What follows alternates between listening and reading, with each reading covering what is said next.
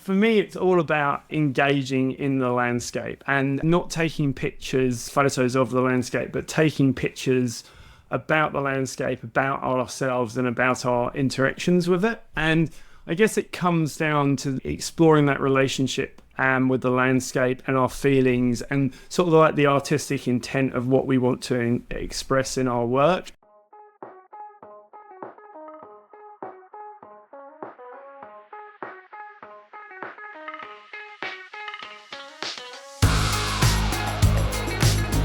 Well, hey everyone. Welcome to episode 405 of F-Stop, Collaborate, and Listen with your host, Matt Payne. This week, Richard Young shares his journey from being an electrician in the United Kingdom to becoming a full-time photographer and workshop leader in New Zealand. He discusses the unique landscape of New Zealand, the differences in landscape photography between New Zealand and the United States, and the challenges of running photography tours. Richard emphasizes the importance of expressive photography, the relationship between style and vision, and the need for intentionality in capturing the landscape. Okay, let's get to this week's episode with Richard Young. Richard Young, it's great to have you on the podcast. Hi Matt, thanks for inviting me along. It's brilliant to be on the show and chat to your listeners. I'm always listening to your podcast when I'm on the road driving, so it's nice to share some content with the rest of your listeners. Oh, right on. Yeah, no, it's always good to get perspectives from down under, and just wanted to thank you as well for all of the support you've given me over the years, and really appreciate that. Oh, thanks. Yeah, I do support you on Patreon, and I encourage others to do the same because, I think there's great value in your podcast, and there must be a lot of work goes behind the scenes putting it all together as well. Oh, for sure. It's like anything else. You only get to see about 10% of it. So, yeah. Yeah. Well, so Richard, for people who aren't familiar with you, never heard of you before, why don't you go ahead and tell us a little bit about yourself? Yes, thanks. I'm a full-time photographer based in Wanaka in New Zealand, originally from the UK, but I've been in New Zealand sort of 20 years now. Most of my work is teaching and guiding these days. I founded a company called New Zealand Photography Workshops in 2013, and we offer one of the largest ranges of workshops and tours in New Zealand, everything from the official Nikon New Zealand Photo School and the Epson printing workshops through the 20-day tours in New Zealand. So I guide all over New Zealand, right from our sandy beaches in the far north to remote locations like Stewart Island and even the Ross Sea region of Antarctica. So when I'm not on the road guiding, and I try and get out shooting for myself a bit sometimes, but it can be challenging. My other passion, well, my hobby now, photography became a job, is my mountain biking. There's a mountain bike behind me there. Wanaka's a great place for mountain biking as well. So I'm pretty lucky to live here. Awesome photography locations on my doorstep, and also awesome mountain biking. Brilliant. That's amazing. Yeah, I haven't been to New Zealand yet, but supposedly I'll be going there in 2026. So maybe I'll run into you. Yeah, great. Yeah, no, I'm sure you'll have a great trip. Yeah. So what originally brought you to New Zealand from the UK? Yeah, so I grew up in what's now the South Downs National Park in Sussex in England, and I first came to New Zealand in 2004. My dad had emigrated here and he was living here, and I came over here and just fell in love with the landscape. I already had a sort of real deep connection with nature growing up in the South Downs National Park, but there's just so much untouched nature here in New Zealand, and I really appreciate that. And during that time, I started to really take my photography a lot more seriously and took up black and white film photography while I was over here and set up my own darkroom. So yeah, I've now been here in New Zealand photographing the New Zealand landscape for 20 years. And during that time, my approach has changed, but definitely that sort of connection with nature is what's sort of funded my love for photography, and maybe want to stay here in New Zealand as well. So yeah. Yeah, and you said you started your workshop company in 2013. What were you doing before that? So I originally trained as an electrician. So I was originally an electrician and did my photography on the side, and then started exhibiting some of my work. I actually set up a gallery space in Wellington and had a photography gallery for a few years. Had to close down the gallery because my workshops and tours became too busy, and trying to manage a gallery and be on the road is too difficult. But yeah, so originally electrician, and then used that to fund my early photography and traveling across Africa and places like that to do photography, and also to originally get out here. So it was a great career choice to start with to fund that. But yeah, luckily being able to, well, definitely fund myself full-time in photography for well over 10 years now, full-time. So Brilliant. Yeah, I feel like electricians are in huge demand here in the United States. So if you ever decide to give up photography, I'm pretty sure you could find limitless job opportunities over here. yeah. Yeah. Well, yeah. so I'd be curious. I'm not super tapped into kind of the, no pun intended, the landscape of New Zealand, landscape photography, and really just like maybe potential differences between how it is here in the United States versus New Zealand. So maybe you could talk a little about what you see as some of the main differences are between landscape photography in New Zealand versus other parts of the world. Yeah, so like I think the approach to landscape photography in New Zealand is a bit different here, and it's been kind of largely defined by our grand vistas, I think. And I know it has in other places, and even in places like the US as well, but I think even more so in New Zealand, and it's probably due to the widespread use of photography within tourism and how it's been used historically to promote our iconic destinations, things like Milford Sound, Lake Madison, because New Zealand had to do a lot of work to promote itself as a tourism destination. And it was those images of those iconic locations that sort of brought the people here to start with. So photography was a very important part of that, and I think it still affects the way photography is approached here in New Zealand today. And much of the photography becomes sort of almost like, I see some people's portfolios of New Zealand landscape photography, and a lot of it's of the same locations, and sometimes it's almost like a stamp collection of all these iconic locations, especially if they've only just come to New Zealand for one visit or something. It's all these iconic locations that really have defined photography for both photographers that visit here, but also photographers that live here. And I think, I don't know how you feel about this, Matt, but like I think in the US, for example, there's been a more shift to a more expressive approach to photography, would you say? Or I would say that it's kind of shifted in that direction over the last 6 or 7 years, but I think there's lots of reasons for that. I think there's some prominent YouTube personalities that are heavily pushing that style of photography. I think that there's some other movements in photography, such as the the natural landscape photography wars that we helped create, in terms of like getting people to see that there's more approaches to photographing the landscape than just going to a very classic place and capturing a photograph that you've already seen before. So there's lots of reasons for it, but yeah, I think it is being more readily adopted here in the United States, although I think it's kind of fractioned or splintered a little bit. I mean, I think there's a lot of people that do the grand scenics only and kind of don't see the intimate or expressive photography as maybe as a valid approach. But I think mostly it's just like people that develop personal preferences for what they get excited about. And lucky for me, I get excited about all of it. So I'll go photograph. I'm like, when I go to New Zealand, you can guarantee I'll be photographing some classic scenes, but I'll also be looking for other scenes that I can put my own twist on things. So I think it's an exciting time to be a photographer, to be honest.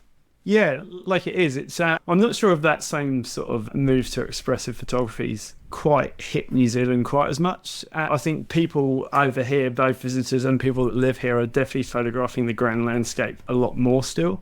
But maybe there's still some more opportunities to photograph the grand landscape here, because there are locations that haven't been explored so much photographically. But yeah, I think it's been a slower move to that intimate and more grand landscape out here. And I guess when people come here to New Zealand, they want to visit those iconic locations, and they're iconic for a reason. It's just like, at the end of the day, like I was at Lake Madison the other day, and it was a beautiful clear morning. Mount Cook and Mount Tasman are reflecting in the lake, and it's an iconic location for a reason. But and like at the end of the day, my business is largely running photography tours, so we take a lot of people to those iconic locations, and I guess like you said, from a business point of view, like running photography tours here in New Zealand has its challenges. I think like we quite heavily legislated with what we have to abide by in terms of tourism and everything out here. So we have to have DOC concessions, which are national park permits to guide to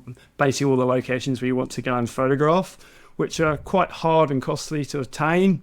And we also have to have commercial driver's license to drive passengers over here, which makes it that we have to work within strict daylight hours and strict working hours, which becomes hard to work with sort of for sunrises and sunsets. So, but like, I suppose that's opens its own opportunities, because partly for that reason, we partner with a number of leading overseas operators. Like we work with, say, Light and Land in the UK, and well-known photographers like Art Wolf to handle all their logistics and guiding over here. So that's opened up its own opportunities business-wise as well for us. Yeah, and I'm sure we're going to talk a little bit more about it, but in regards to photography workshops and tours, this idea of iconic locations versus expressive photography, I think I'd be curious to hear kind of what you've found, but what I've found is that you can get people really excited about a place with the kind of the iconic areas, but then when you show them what else is possible in terms of personal expression and creating images that aren't necessarily of the grand landscape, people start to get really interested and excited about that style. And not everyone, but some people some people are like, whoa, I didn't even think about that way of seeing the world. And so it like gives you like an entry point where you can get other people excited about that style of photography. Yeah, and I think you can teach a lot more in that style of photography and teach people to see stuff they wouldn't see with their own eyes, maybe. Yes. And I think the other thing is, like, if we go solely to places for the grand landscape and the grand vista, and we set up in front of one of these big grand vistas, and it doesn't happen for whatever reason that morning, it might be that there's no sunrise and the clouds are covered in the mountains. We need to actually have tools that we can approach the landscape in a different way. And I think that's very important. And I see that sometimes, like I'll see a group of photographers and they're sat up against this view. And I said, look, guys, this ain't going to happen this morning. Let's go and photograph this. But sometimes they're so glued on that one objective of getting that shot, and they know it's their only chance, that they'll just sit there like almost waiting for something to happen. And you're like, it's just not going to happen. Like, so I think that's one thing, being a photographer anywhere, like being flexible in your approach and having these different tools of approaching the landscape in different ways is important. Even if you're someone that likes a big grand vista, and when that's not there, what are you going to do? Pack up and go home? Well, if you've got other ways to approach the landscape, you can maybe be a lot more productive and on those times when the grand landscape isn't happening, I guess. Yeah, and I totally agree with what you just said, and I'm actually starting to get a little bit more avant-garde on some of our workshops where, like, the grand vista, kind of the shot isn't primary, like, because oftentimes what you hear people say is like, oh, the photograph I really wanted, the clouds weren't there, so we decided to do something else. And what I like to do is I'm like, let's go out with the intention of finding the other stuff. And maybe we'll come across the grand scene that is also awesome. And I think teaching people that you can go out with the purpose of just reacting and responding to whatever you discover and find is oftentimes a very valid approach, as opposed to like having a set itinerary, going to a spot, hoping it works, and then if it doesn't work, shifting and trying to figure something else at the last minute. So I've been going out with that intention of just going to nowhere very specific. Would be a cool area, but knowing that there's lots of target-rich subjects to be found, and then teaching people how to look for and find and respond to those things. Yeah. I actually ran a couple of workshops a few years ago, and we didn't advertise the location of the workshop at all, and we advertised it as a mystery location because it was all about sort of developing a style within the landscape and discovering your own style, essentially. And we didn't want people to research this location and go there with seeing these iconic shots and say, right, well, I'm going to capture that. So we didn't want them to bring almost sort of these preconceived ideas into the landscape, and we wanted them to approach it fresh. So, and that was quite a cool idea, and I'd probably like to do that again. It's something I haven't done for a couple of years. But as you say, sort of taking people to locations that there's either not the grand vista entirely or they don't know where they're going is actually really good fun, because it enables them to approach the landscape in just a whole fresh way, doesn't it, really? Oh yeah, the only challenge I've found is that you have to manage the anxiety and the expectation that they're going somewhere very specific, and find a way to get people to still be excited about going to somewhere that they're not even sure exists. So I think that's the only challenge. But you just mentioned something about style and vision that was kind of the intent of doing that style of workshop. And I'd be curious if, like, in your teaching and things like that, what are these concepts of style and vision, and how can we help people discover them as photographers? Yeah, so I actually wrote a book on style and vision in landscape photography, one of 2 books that I wrote, and we wrote them with another photographer, Ken Wright, during a lockdown because we wanted something to do. Right. Just had to keep working, hey?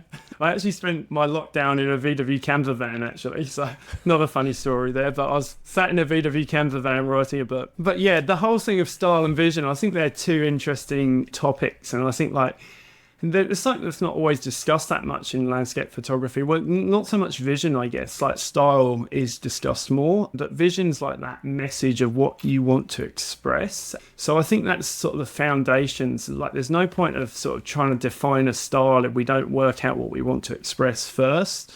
Because the style is almost the tools we use to express that vision, to define our work, to make it recognizable.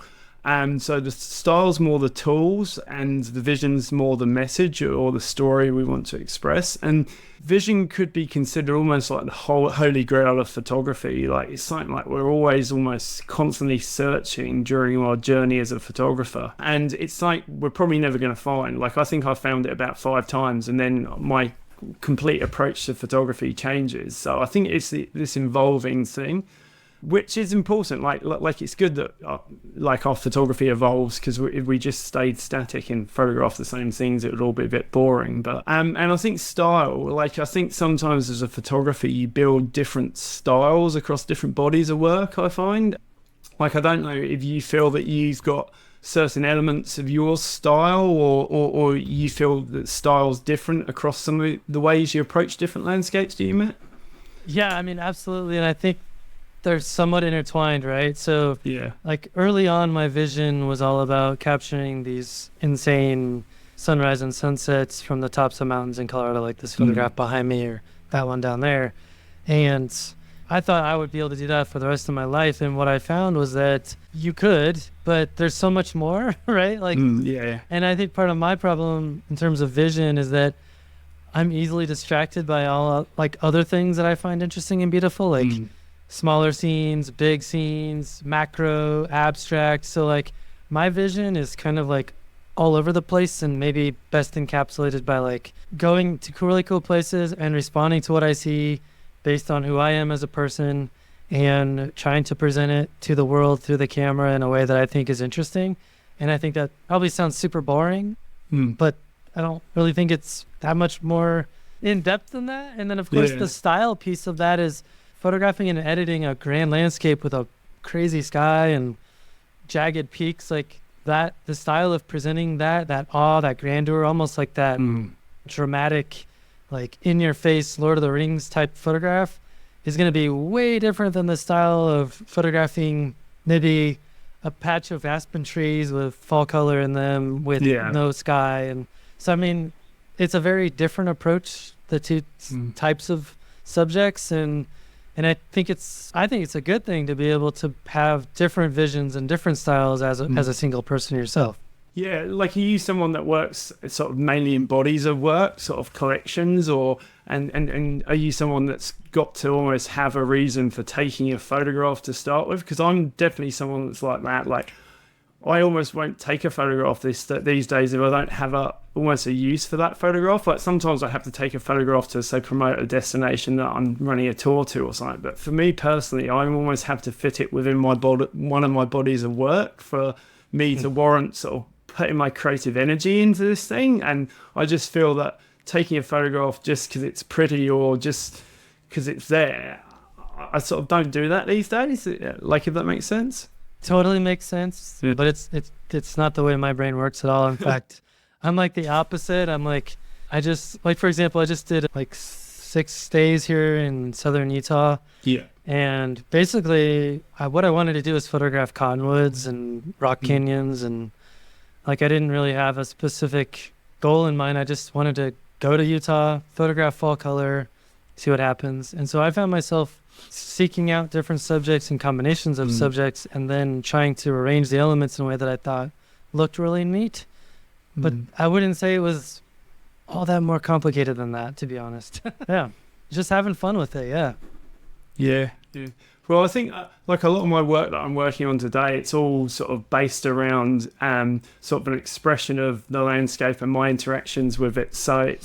And that's what I sort of seek out. That almost guides my vision, if that makes sense. So it's my relationship with the landscape, and then how I want to present that in my work. So yeah, like I find it hard sometimes.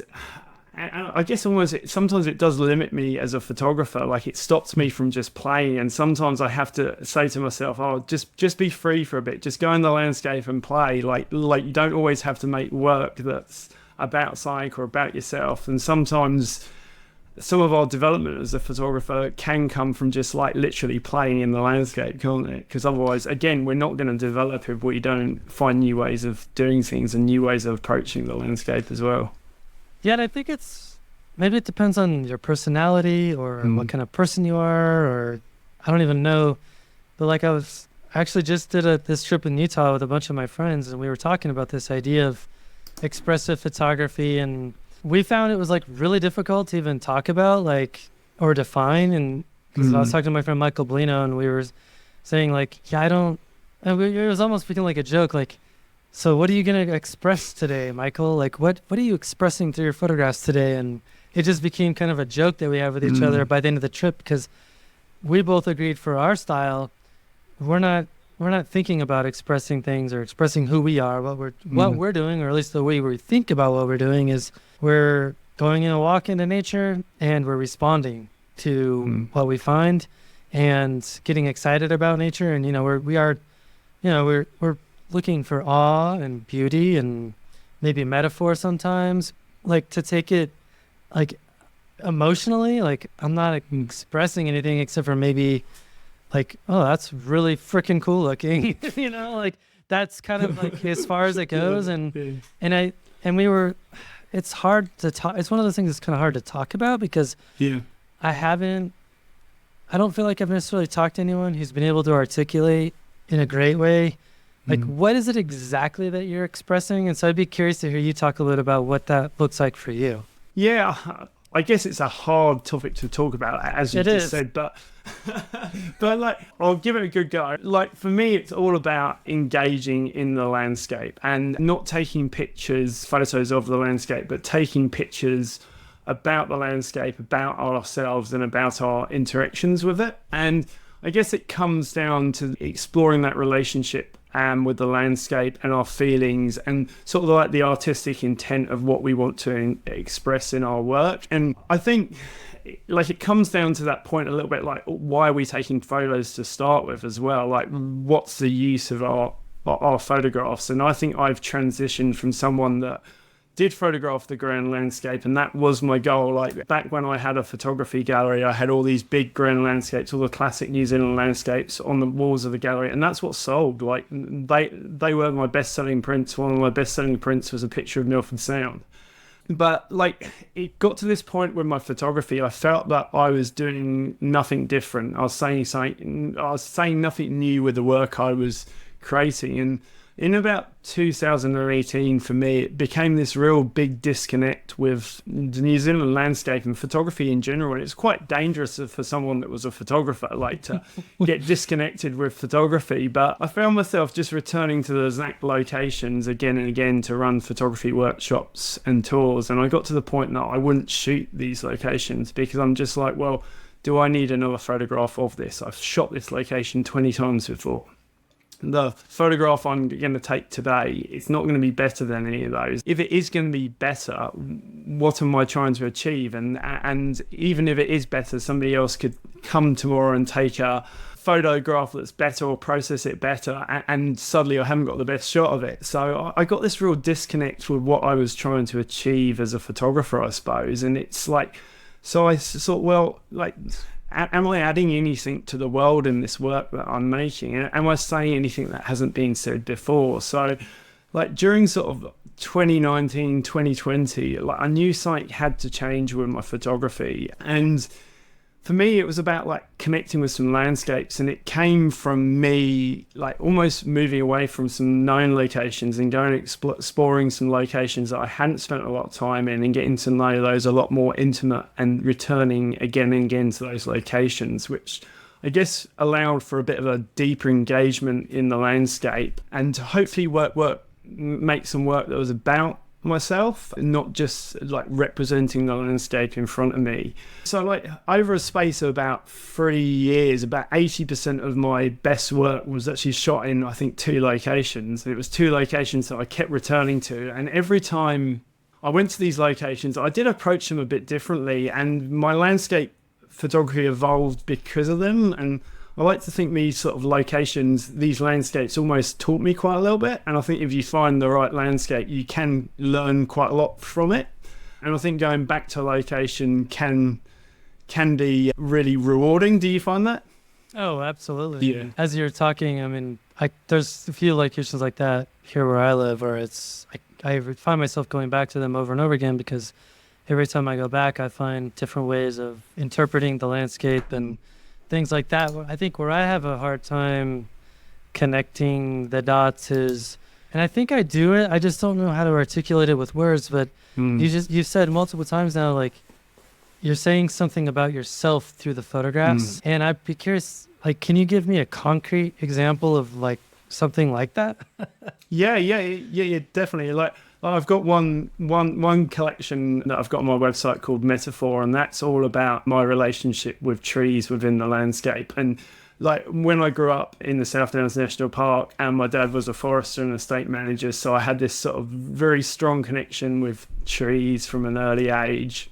And I think the way using those trees to express myself in my photography, and almost for me that collection's not almost about the trees themselves, but it's almost about the space between the subjects and the way and they sit within the landscape, and that represents sort of my feelings within the landscape and how I feel that I sit within the landscape, and how the landscape makes me feel. So if that kind of makes a bit of sense, does it? It does. I think one of the things that I was curious to hear you talk more about is like the intentionality of that. What I find is that oftentimes when I'm editing, after I get home, I'll start to see some of those things in the work, versus when I'm in the field, most of the time, not all the time, but most of the time, I'm just responding.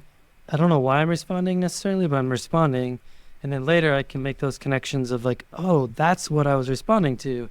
So for you, is it intention in the field, or is it editing, or is it a little bit of both?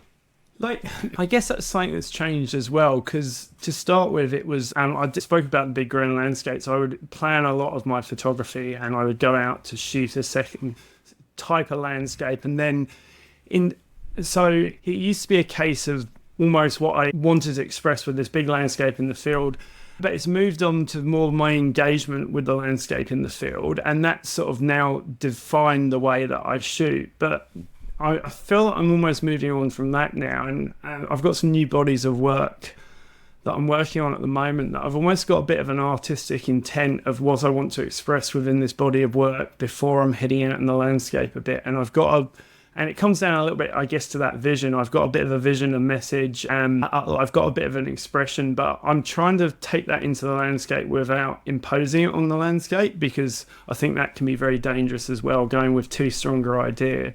So I'm sort of deciding the message, and almost I've got to the point that I'm starting to actually write some of my artistic statements loosely before I start engaging in some of the first work, which is not how I worked to start with. It was definitely whenever I had an exhibition or whatever, I would cobble together these images and then see, I've got to write something about this. And like, to be quite honest, what I was writing probably wasn't very true to it, but now I'm trying to work out what I want the body of work to say, and what this relationship with the landscape is, and then go into the landscape and engage with that and try and find ways to express that in the work, I guess, if that makes sense.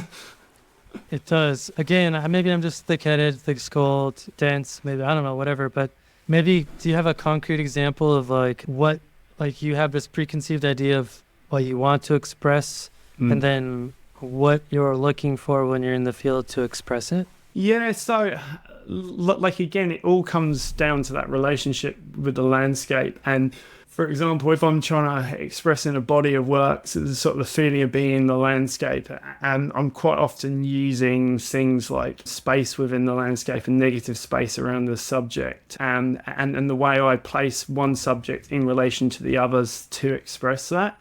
It doesn't come from saying, right, I'm going to go out and shoot these trees or whatever, and I'm going to place them just like that in the landscape. It comes more having that initial idea and having that initial, like, it is hard to explain. Like, I'm going to Japan for the first time and to Hokkaido at the beginning of next year, and I've already loosely formed some words about what I want to try and capture in my and work on in the body of work that I'm going to create there. But I haven't got a defined response, and I don't think I can have a defined response at the moment, because it's a landscape I've never worked in before. It's a landscape I've never seen with my own eyes.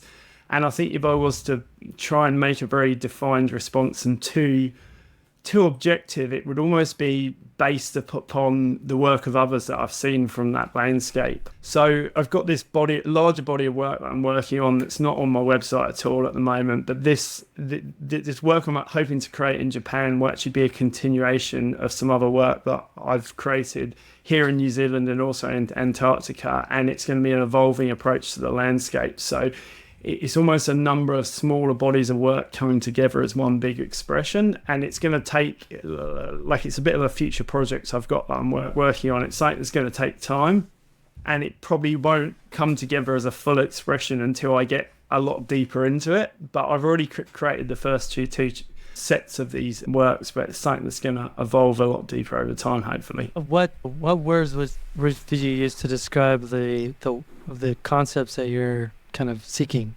So yeah, the concepts I'm seeking, like when I go out in the landscape, it's more about seeking sort of silence and solitude and stuff in the landscape, and that's one of the primary reasons I go there. Like, I think we live in this sort of, really busy world that's so hard to get away from technology, and I think one of the reasons I photograph is to immerse myself in the landscape and immerse myself in that solitude of the landscape. And I think that's probably the most important reason I photograph. And I think if I didn't photograph, I'd still want to be going out into the landscape. Before I was a serious photographer, I did a lot of fishing when I was young, and I think fishing and photography have got some huge connections. Big time, yeah.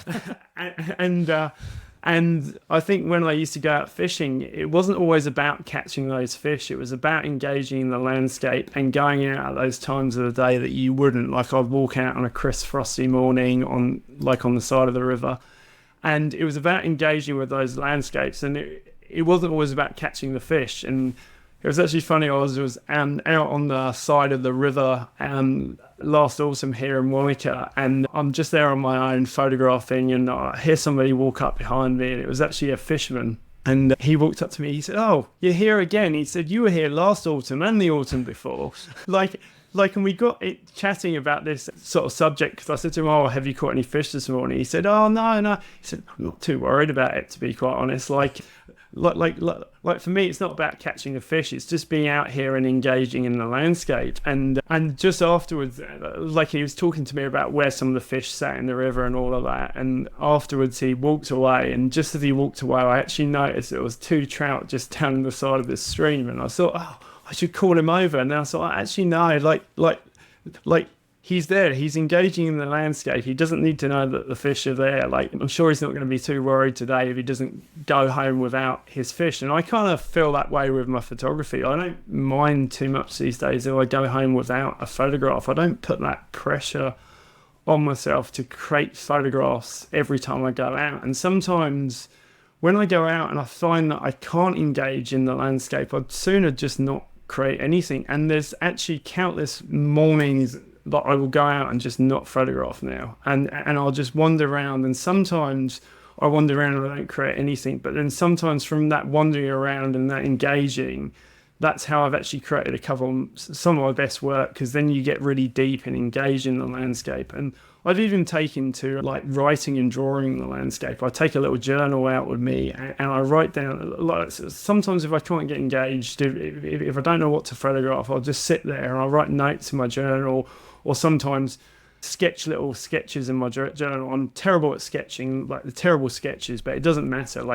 But during that process, sometimes I see something in the landscape, or I sort of undercover some relationship or something that it means to me. And now I actually think, actually, maybe there's some way I could photograph that. So then I'll pick up my camera. Yeah, that makes perfect sense. I had a morning just like that this last trip I did, where I decided I wanted to go walk up this river, and I hadn't been up that part of the river yet. And I walked up there at sunrise, and I came back 2 hours later, and I didn't take a single picture, but it was still an amazing experience, and I got to see a different part of the world I'd never seen before. So sometimes it's just about being out there, and along that journey, you're going to become inspired by something, or maybe see something that you're like, that's a really great idea if it was in different light, or maybe had a couple different elements that help to complement the scene. But it's all about kind of collecting those ideas and kind of storing them like little seeds. And that's kind of the way I see those mornings, is you don't have to come home with something, because the experience itself is enough, Yeah. Sometimes it's just really enjoyable sitting there with the warm morning sun on your face, looking at the landscape, isn't it? Absolutely.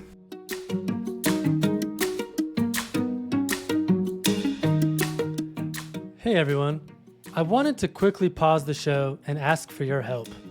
If you're enjoying this episode, I'd like to take a quick moment to talk about something that's really important: how this show stays alive and thriving, and that's where you come in.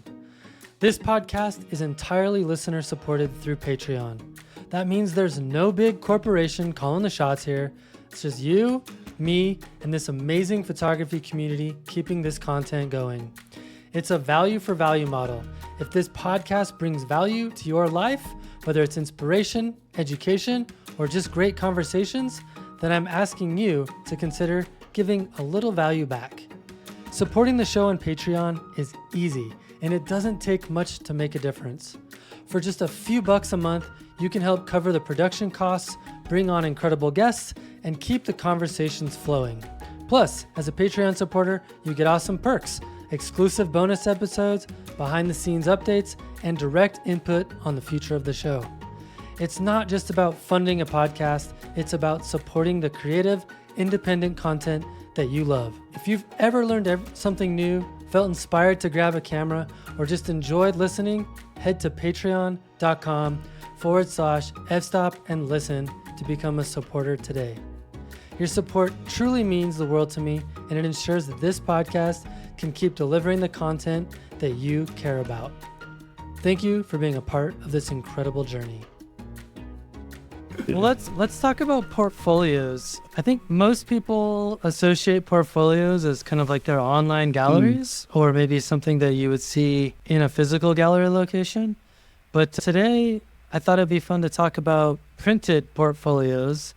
And I'd be curious to hear you talk a bit more about why you think it's important for photographers to think about having some printed portfolios. Yeah. So just before we get onto the sort of the whole printed part, I think portfolios are an essential thing for me and my photography, and it comes back to almost this expression thing. We can only express so much in one single image. I think we can only say so much in one word. We can only say so much in one image. So getting together a number of photographs, that becomes a much more defined expression. So that's one important part for me from the sort of the portfolio side of things. But then I think printing is like an essential craft of the art of photography. And I'm a huge advocate for printing. I'm actually a Epson brand ambassador, and I work very closely with Epson, and I do a lot of printing. And whenever I come home from any trip, the first thing I do is print some images.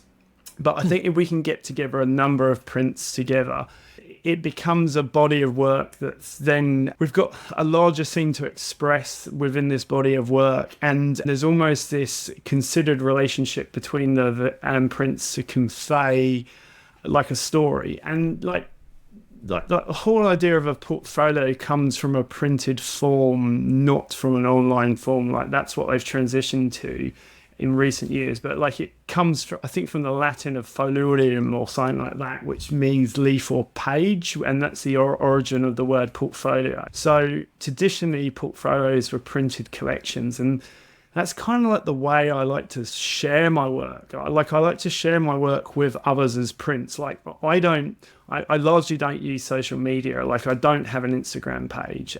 And I do put pictures on my website because I sort of have to have one outlet. The way I really like to share my work, if I have friends around for a drink in the evening, I'll get out a box of prints and we'll look over those. And that's the real way you interact with some work. And people will hold these prints up and they'll engage with them, and they'll engage them with those prints in a way that they never could as like online digital image. So what better way for someone to engage in like a body of work, like a portfolio, as a collection of prints rather than just an online gallery, I think. Yeah. Yeah, no, I love to do that as well. And, the tactile nature of it is so important. And, it's funny because you're talking about having friends over to do that. And oftentimes I've found like if you send somebody a link to a web page which has several images in it, they might look at it. But if you like hand them some prints, they're like, oh, you've actually gone through the trouble of printing these. I'm going to actually like respect that and take a look. Yeah.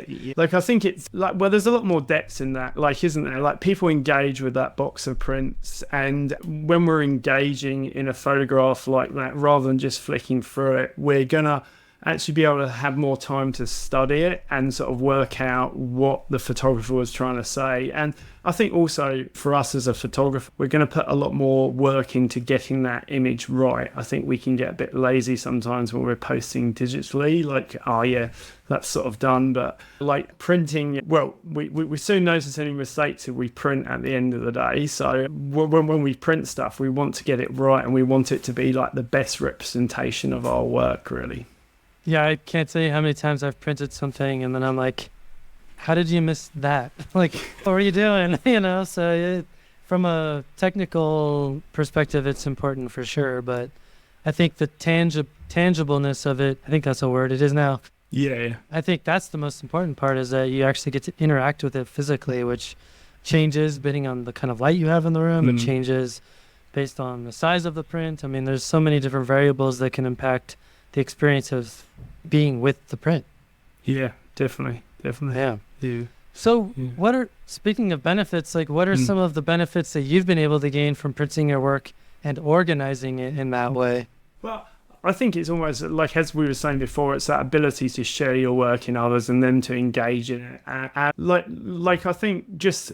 And it makes you print more at the end of the day, and it gives you something to do with your prints. Like I've only got so much wall space in my house, and to create these sort of printed sets of work and enables me to print with a bit more of an objective, that instead of having all these random loose prints somewhere, I've got these nice portfolio box sets that I've organized my work into bodies of work. And then yeah, like it's great. Like when I have people come around and I want to share my photographs with them, it's a really nice way to... One of the best evenings I've had in photography was actually a print evening that we ran for Epsom once, and we ran it at a camera store in Auckland, and we invited 40 photographers along. We printed, I think it was 2 images per photographer. And seeing all these different people engaging in these images, like in these prints, and the discussions that came up and the interactions, you would have never got that in any digital format. So I think like a portfolio is that on steroids at the end of the day, like, and it gets back to that whole scene of it, an expression. So this one portfolio becomes a body of work, becomes an expression, and hopefully a larger expression than what we can achieve with a single image. When you're going through images to put into a portfolio, what are you organizing the portfolio around? Is it a color? Is it an idea? Is it a concept? Is it a certain type of metaphor? Like, what are the things that you're organizing around? Yeah, so I guess it comes back down to that sort of intent and that sort of statement of the work, which is essentially that vision. So that's one part of it, but then there's the style part of it that for me the work has to cohesively sit together as a body of work. So there's no point having 10 pictures of mountains and then one little intimate abstract to go along with them, because that would be a little bit weird. So it might be that it's partly, from an easy point of view, it can be defined by a subject, whether that's a location or a type of subject, say mountains, trees, or anything like that. But with my work, I've sort of moved on that it's sort of defined by an expression, which is almost the envision. But then there's a style element within that makes all that work sit together neatly as a body of work. And I suppose I got this from putting together exhibitions. I've had quite a few exhibitions over the years, and they were all bodies of work that had an artistic statement. And when I wanted somebody to go into a gallery, I wanted them to see all those prints, that they all sat nicely in the gallery. So I'm someone that shoots with set aspect ratios. Like I shoot 95% of my work on an 8x10 4x5 aspect ratio. Even though I use a Nikon Z8 camera, I have the grid up all the time, and I work with that aspect ratio all the time, and that's become a part of my style, which does bring a sort of a cohesiveness to a body of work, especially in a portfolio box set. We're looking for a number of prints, and having something like that, like an aspect ratio that remains constant, makes it a lot easier to go through those. But it might be color, it might be the subject. Like, these are all elements of the style that we bring into that expression to make that a cohesive body of work. And of course, you can create like portfolios that are just your best images, and there's nothing wrong with that. Like having, like, say 12 of your best images in a box, and there's nothing wrong with that. But I think ideally, if you can create something that's a little bit more defined, and it becomes a bit more of a response to the landscape, hopefully. Yeah, and it was funny because when you were originally talking about it, I was thinking about some of my own images, and I was thinking about some ways that I could do that, like thinking about different types of reflections, like not just water reflections, but like reflections of light off of shiny surfaces of rock, or so like I think you can do it around different concepts too. Like, it doesn't have to just be a location or a subject, but it could also be like an idea, like, or it could be like you were talking about solitude, like, okay, I'm going to create a portfolio of images that conveys this concept of solitude. And so then, of course, that has very specific stylistic ramifications in terms of the types of images you're going to select. Like, you're probably more minimalistic, or there's a lot of contrast in terms of like lots of one thing and then one of one thing that's by itself, or lots of negative space around a single object, or those are the things that you would use to convey that idea. So I think if you have the idea, then you can start looking for the images that fit within the idea.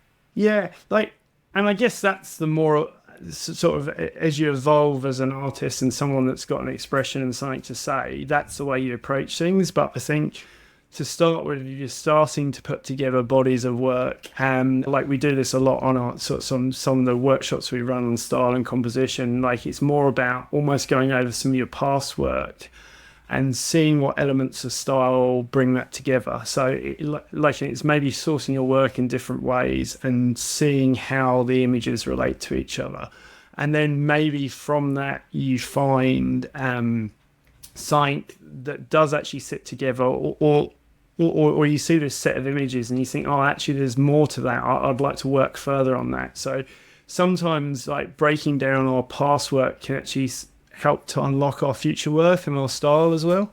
Yeah, no, absolutely, 100%. I think spending the time to go through our past work in that way, not just saying like, oh, I like that one or I don't like that one, but actually like trying to think about what is it similar to.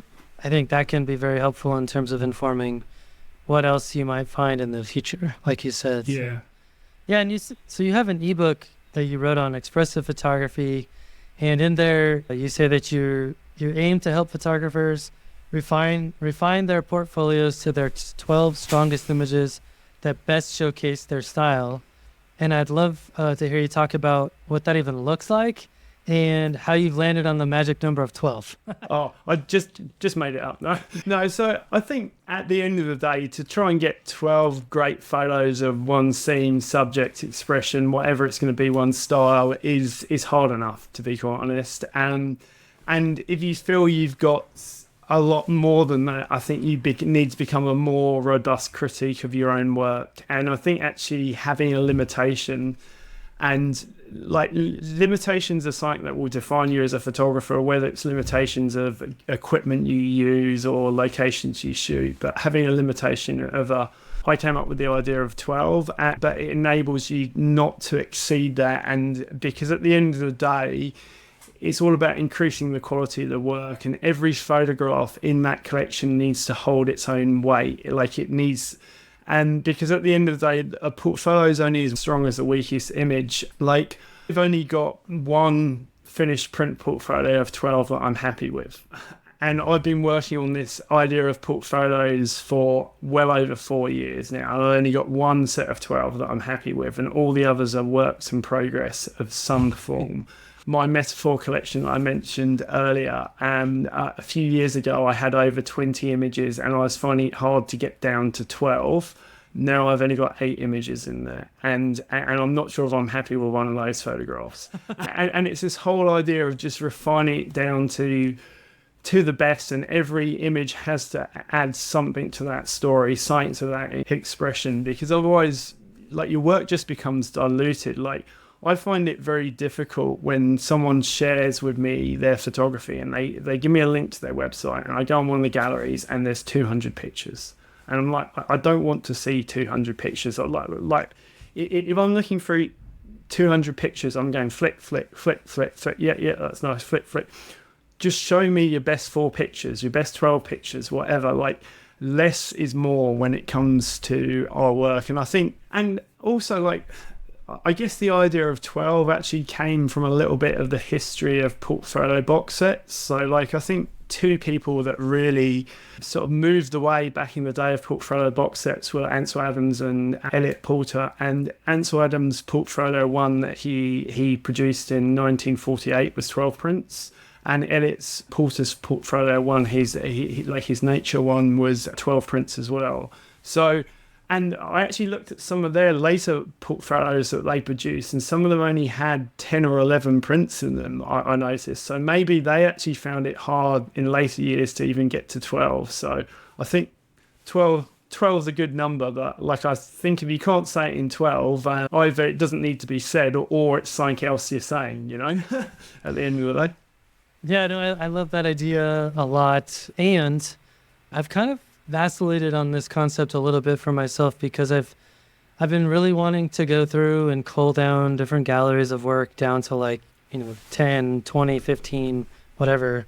But then what I find doing is that the intent of the work as a commercial body versus an artistic body changes that number, because I found that if I got rid of a bunch of images that I know they're not the strongest, but I know that there's an audience out there that likes them more for whatever reason, of their personal preferences of who they are and the colors that they're drawn to. And, like thinking about photography as a decor item versus an art item.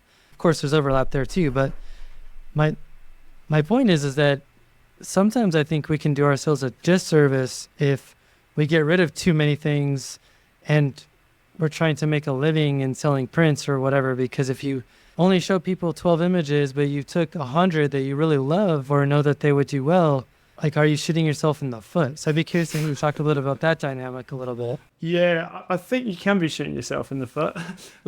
And as I mentioned earlier, there was prints I had that were some of my best-selling prints that are no longer on my website. And Sure. to be quite honest, I've got very little work on my website these days that was, I would say, 80% of the work on my website was shot in the last 3 years, and there's very little of my old work on there. And I had prints from way back in 2010 and stuff that were really good, well-selling prints.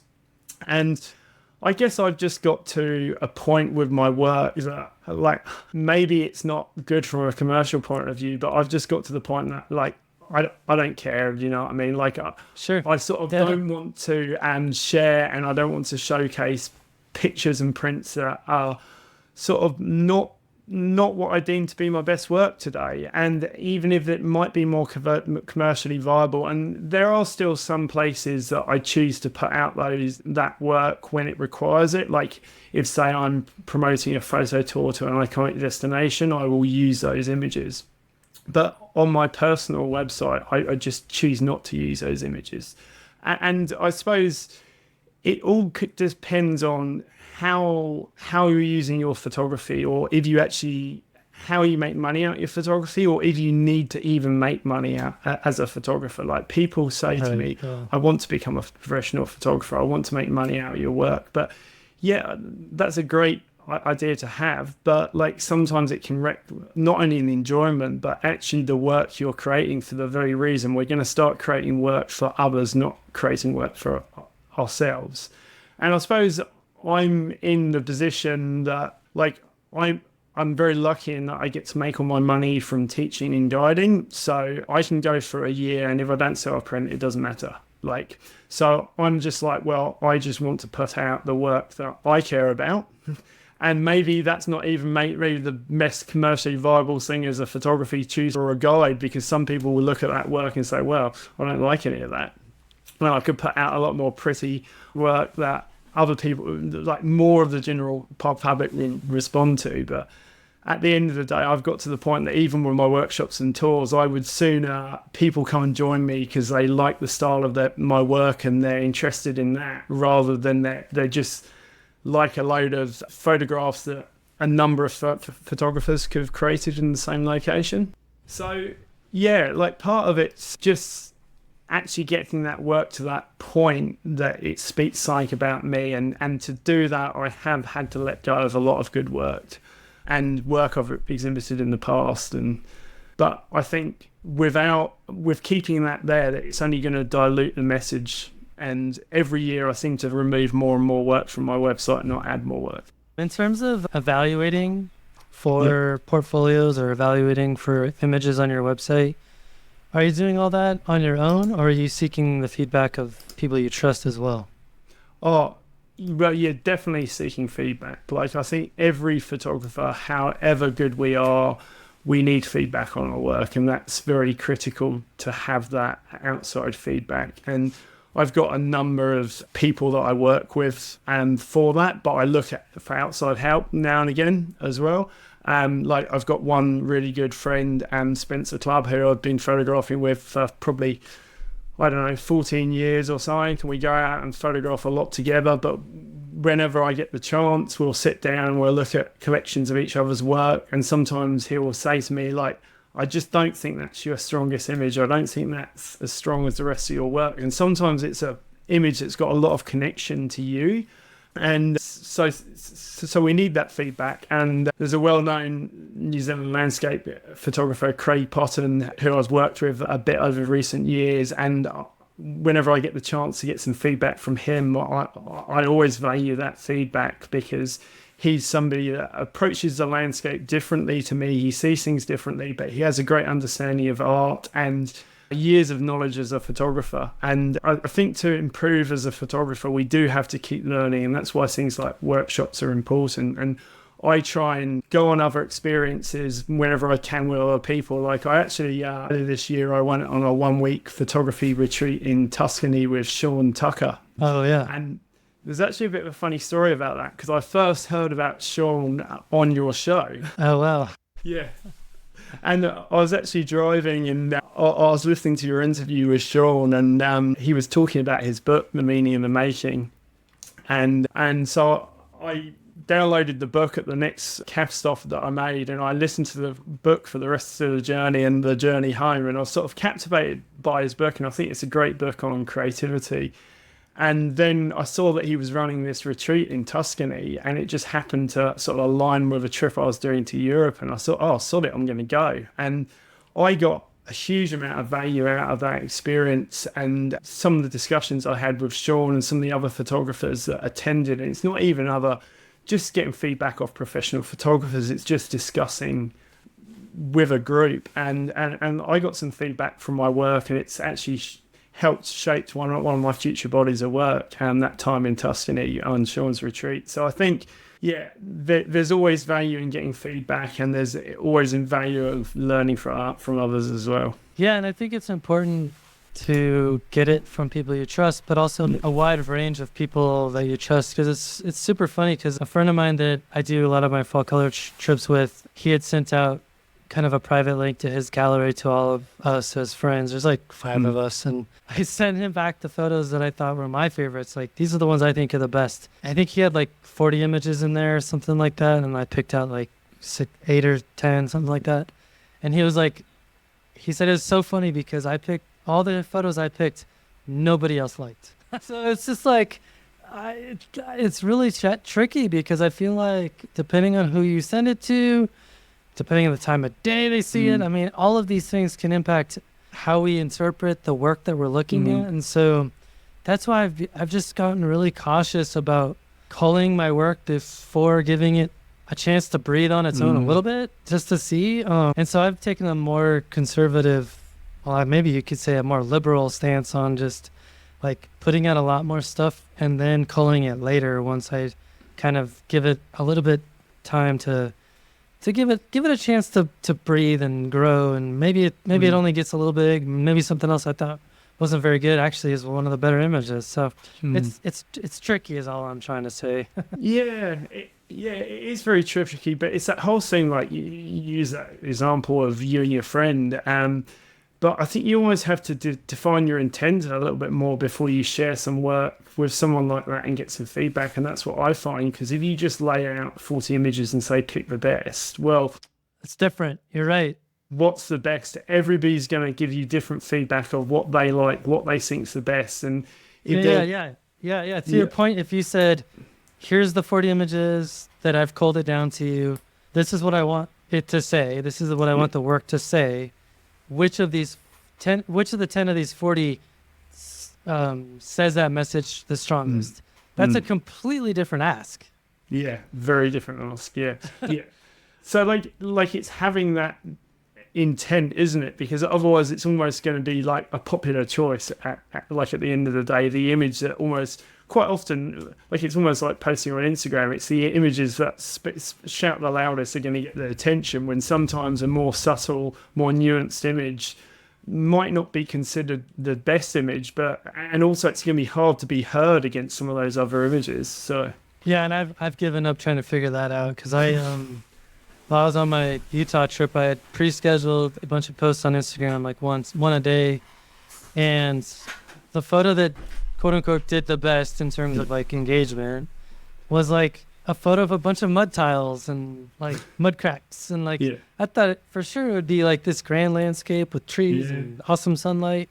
Nope, mud tiles. So who knows, man? Maybe mud tiles are becoming the new popular thing over the grand landscape, eh?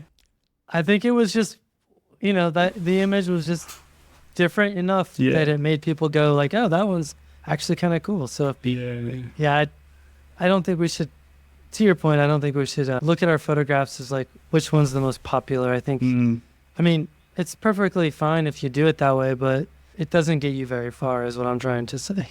Yeah, but then there is a flip side of that. Like if you were a photographer that had a gallery, like I used to have a gallery, and you want to make a lot of money selling prints, well, what are you best doing at the end of the day? You're best off putting the images in there that are going to be the most popular and most commercially viable as prints. And that would be the thing to do, especially if you were in, like, say, a tourism destination. People are going to come and want to take a picture of those iconic landscapes. It's almost like people coming to New Zealand and to visit and see those grand landscapes, but people are going to want to take those home with them. So, yeah, like... But again, it comes back to defining that intent, doesn't it? Like one intent, sort of like commercial success and commercial success. The other intent is sort of an expression as an artist, really. Yeah, totally. Well, we've talked about style, we've talked about portfolios, we've talked about intent. I understand that you've actually are going to be running some style and composition retreats. I'd love for you to talk about that. Yeah, brilliant. Yeah. So I run I've been running this for 4 years now and run a 1 week long retreat that's focused around style and composition. During the week, the idea is to break a photographer's style down. So trying to find elements that you use within your work to express yourself as a photographer. And it might be something you've never thought about before, but just all those little parts that make up your overall style. It might be the way you approach the landscape. It might be the way you compose it.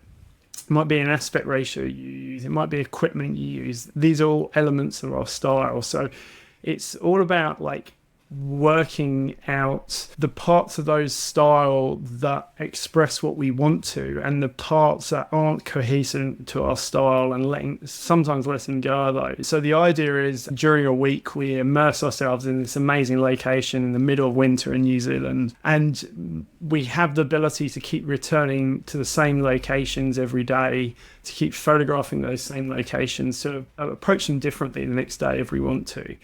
Which develops us as a photographer and refines potentially our approach. And then every day we have big review sessions that we look over everybody's work, and we try and then narrow down elements of their style and how they express themselves. Brilliant. And when is the retreat? So next running one in August next year. So yeah, August is the middle of winter in New Zealand, and I think winter is one of my favourite times for photography here in New Zealand. Autumn or winter is when I'm out shooting the most, and I think that the moods and the weather and the atmosphere that comes with those two seasons do enable us to be more expressive as a photographer, really. Love it. Well, my last question for you is, who do you recommend for the podcast? I'll give you two people. One's Craig Potton, who I mentioned earlier. So he's probably one of New Zealand's best landscape photographers. And he's someone that I don't think's had enough recognition overseas. And I've really admired Craig's work over the years, and it definitely had an influence on me starting out as a photographer. I'm now lucky that I get to work with him, and we run a couple of workshops together each year, which is a real honour. And I'm very interested in his changing approach to the landscape, and he has a very big background in art, and so his background comes from art, so a big understanding of how landscape sits as art. The other person I will just recommend, and I know you've had him on in the past, but I think you could have another interesting conversation with him, is Art Wolf. I was lucky just to spend the last 30 days guiding over here in New Zealand with Art Wolf, and I was amazed by his new sort of abstract approach to the landscape. And you're sort of talking about how you create sort of unique work and expressive work, and I think Art's someone that's definitely doing that at the moment. And we actually filmed a YouTube video together while we were over here, all about that topic, about sort of expressing ourselves in our work. So, and that's going to be going up on my YouTube channel as well. So Nice. Well, Richard, this has been so much fun. Yeah, brilliant. Matt, thanks for inviting me along. It's been great chatting to you, and hopefully get to chat again someday. Absolutely.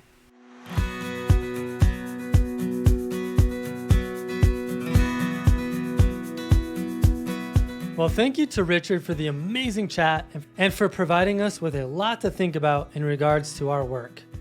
I'd love to hear other people's response to some of the topics that we discussed on the show, especially the idea of balancing our websites for commercial and artistic success.